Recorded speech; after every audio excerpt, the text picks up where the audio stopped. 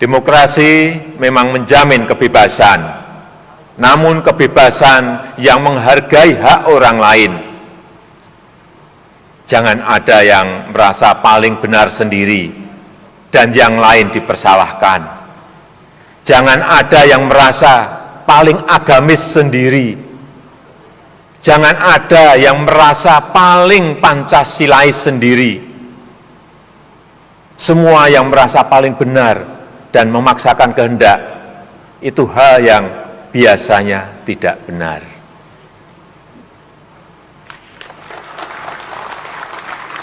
Kita beruntung bahwa mayoritas rakyat Indonesia dari Sabang sampai Merauke, dari Miangas sampai Pulau Rote, menjunjung tinggi kebersamaan dan persatuan, penuh toleransi dan saling peduli, sehingga masa-masa sulit sekarang ini bisa kita lalui dan kita tangani secara baik.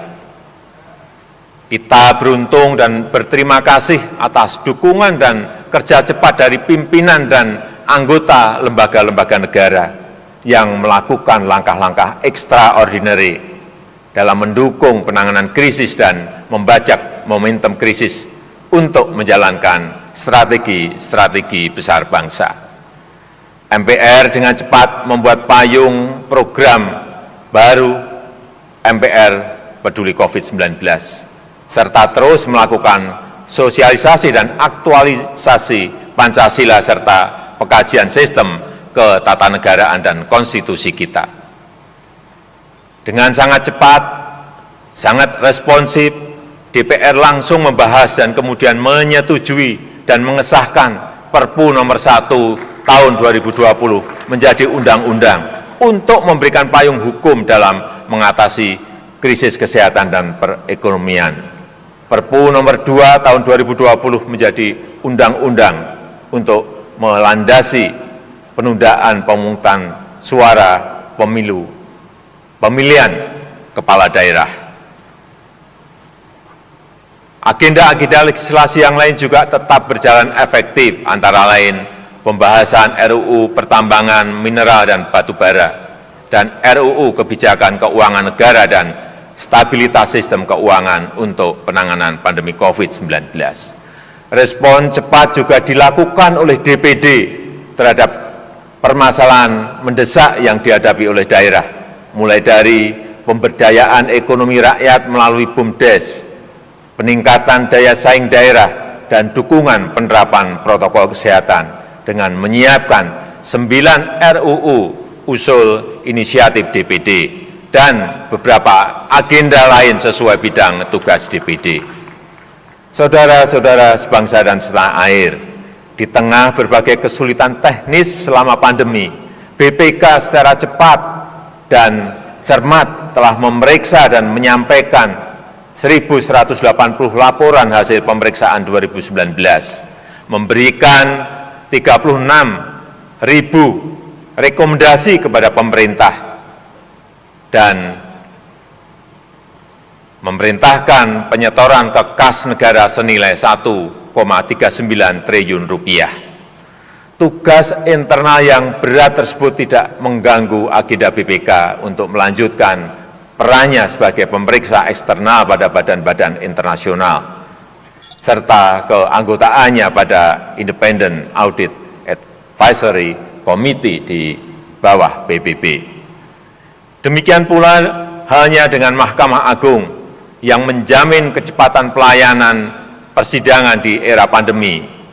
Penyediaan layanan persidangan virtual dengan menggunakan aplikasi e-court dan e-litigasi telah mempercepat persidangan di luar persidangan terbuka dan tatap muka, guna terus memperluas akses bagi para pencari keadilan. MA terus menambah layanan pos bantuan hukum dan memodernisasi manajemen perkara melalui layanan pengadilan elektronik. Hal ini membuat MA berhasil memangkas tunggakan sisa perkara secara signifikan. Keberhasilan MA tersebut juga berkat dukungan dari Komisi Yudisial secara kewenangannya, sesuai dengan kewenangannya. pengusulan calon hakim agung, calon hakim ad hoc tipikor, dan calon hakim ad hoc hubungan industrial tetap berjalan lancar. Demikian pula halnya dengan pelaksanaan program peningkatan kapasitas hakim, pemantauan persidangan, investigasi dan advokasi hakim. Sepanjang tahun 2019 hingga Juni 2020 KY telah menangani 1.584 laporan masyarakat dan merekomendasikan 225 penjatuhan sanksi.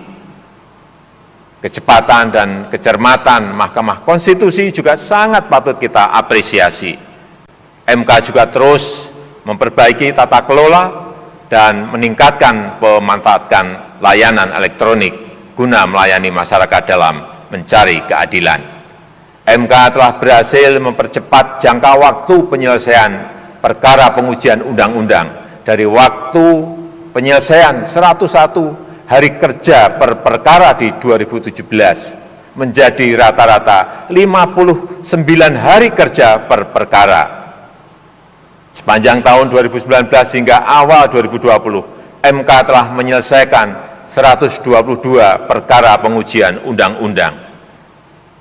Pada saat yang sama, perluasan kerja sama di dalam maupun di luar negeri pun terus ditingkatkan. MK aktif menginisiasi dan mengkoordinir berbagai kegiatan di tingkat regional maupun di tingkat global, agar sistem hukum kita dijadikan rujukan bagi negara-negara demokrasi di berbagai penjuru dunia. Saudara-saudara sebangsa dan setanah air, masih banyak langkah-langkah besar yang harus kita lakukan. Masih tersedia waktu 25 tahun lagi bagi kita untuk menyiapkan seabad Indonesia merdeka, untuk membangun Indonesia yang kita cita-citakan. Target kita saat ini bukan hanya lepas dari pandemi, bukan hanya keluar dari krisis. Langkah kita adalah melakukan lompatan besar, memanfaatkan momentum krisis yang saat ini sedang terjadi.